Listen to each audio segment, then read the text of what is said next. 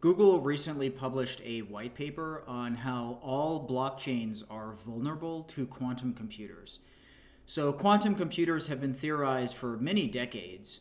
Throughout essentially the entire history of blockchains, we have been aware that the cryptography used by Bitcoin, Ethereum, and other blockchains are vulnerable to quantum computers.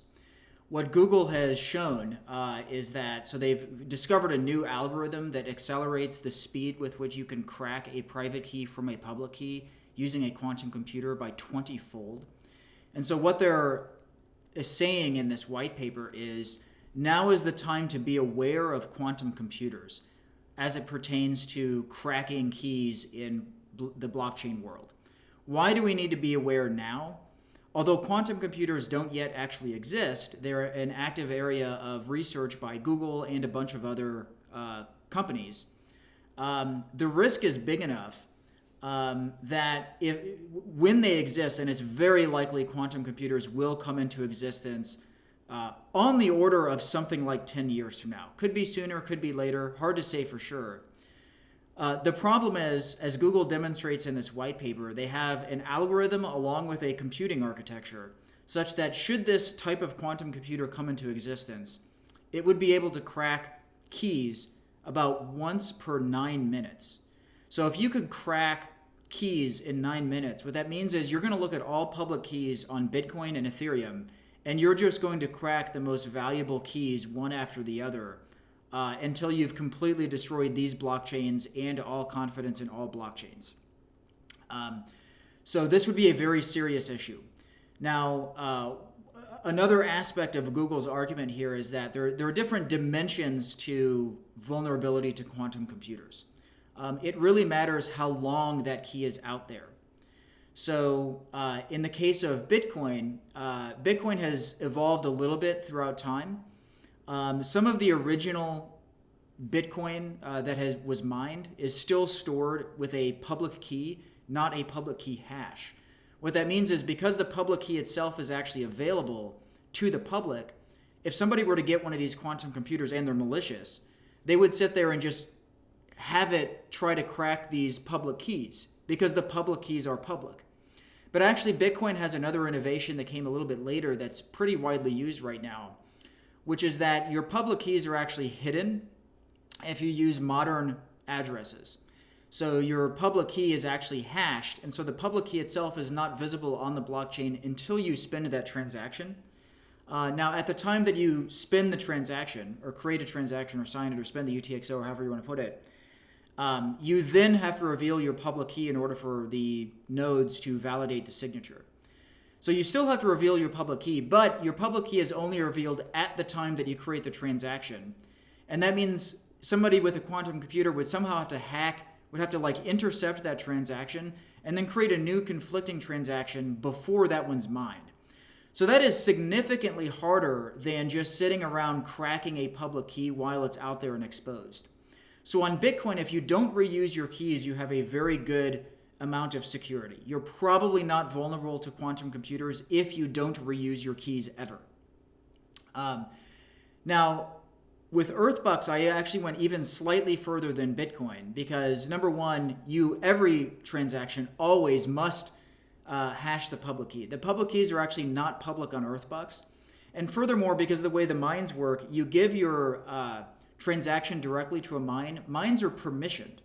So there aren't going to be malicious people intercepting your transaction until after it's been mined. Or they won't be intercepting it before it's been mined. It's not possible on Earthbucks.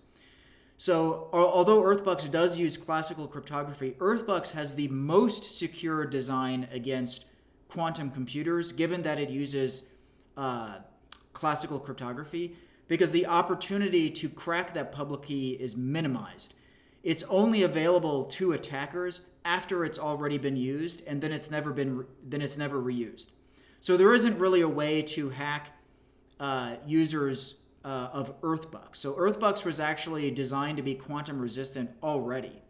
I still would like to switch the cryptography eventually because I don't like the fact that the keys could be cracked after they're used. Nonetheless, it's nowhere near as urgent with Earthbucks, and so we have time to wait for better algorithms to be invented.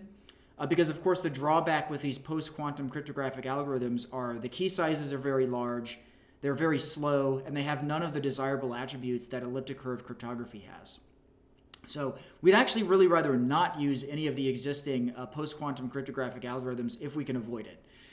They're not mathematically elegant the way that elliptic curves are. In any case, so Earthbucks is pretty resistant. Bitcoin is somewhat resistant, but also extremely vulnerable in other respects. All public keys that have been exposed on Bitcoin are vulnerable to this. And that includes these old school keys that are just sitting there waiting for a quantum computer to come along and hack them. The other problem with Bitcoin is that, of course, they have no governance mechanism. So when Bitcoin does need to change, there isn't any sort of system in place to change it. So that's a huge problem for Bitcoin. We'll see how that plays out. Ethereum is actually even more vulnerable than Bitcoin by design. Because in Ethereum, you have these single long-lived accounts where, like Bitcoin, you only reveal the public key after you've created your first transaction. But unlike Bitcoin, Ethereum by design nudges you strongly to reuse the same address over and over again, which means you have a long-lived public key that's out there just waiting to be cracked by a quantum computer. This is not a very good design. So Ethereum is actually worse than Bitcoin in that it is more vulnerable to quantum computers because of the way these public keys are long-lived. But it's a little bit better than Bitcoin in that they have a governance system that's actually proven to be working. So although Ethereum is more vulnerable and they have bigger changes that need to be made, they're also more able to make those changes than Bitcoin is. Now, essentially every other blockchain is also vulnerable to quantum computers. If it wasn't intentionally designed to be post-quantum, then it's probably vulnerable. In fact, I would say it's nearly certainly vulnerable to quantum computers. So what Google is telling us is, if you just think this through, yes, it's true that quantum computers do not yet exist, but they will exist. And research is happening very quickly, and it takes quite a long time to modify a blockchain. So let's use Ethereum as an example. If the architecture of Ethereum is fundamentally vulnerable to quantum computers, they're going to need to change the way it's architected. And this has ripple impacts throughout everything because it's going to it changes the way all contracts are written. It changes the way wallets and apps work. So not only do we need to change the way that the algorithms work and what algorithms we use in Ethereum, but we need to change the way that systems work in Ethereum, change the way that wallets work, how apps work, how smart contracts work to be post-quantum. That is a huge ordeal that is not going to happen quickly. That is going to take many years to make those sort of dramatic architectural changes to the entire Ethereum ecosystem. The other thing we could do is the changes are so big, we really want to invent new algorithms. Maybe new algorithms will come out of this. In fact, I'm optimistic that they will. So the real migration path for Ethereum is probably going to be hopefully inventing and using some new post-quantum algorithms. And aside from that, also re-architecting, redesigning, re-implementing practically the entire thing. So that's going to be very hard. So this is a giant problem, but also a giant opportunity for everybody in the blockchain ecosystem. So what I want to say is if you're watching this video and you've made it this far, you absolutely have to read this white paper from Google. I'll provide a link to it. This is just an overview here. You click on it, read the actual white paper itself. I read the entire thing. I think everybody in the blockchain industry should read this. It covers everything that you need to know.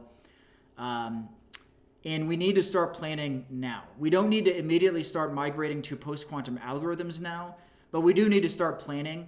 And planning should include awareness of the status of the development of quantum computers and post-quantum cryptography and quantum cryptography. As well as taking steps towards actually migrating all these blockchains to use post-quantum cryptography as needed, as we get closer and as we hopefully develop new algorithms and things of this sort.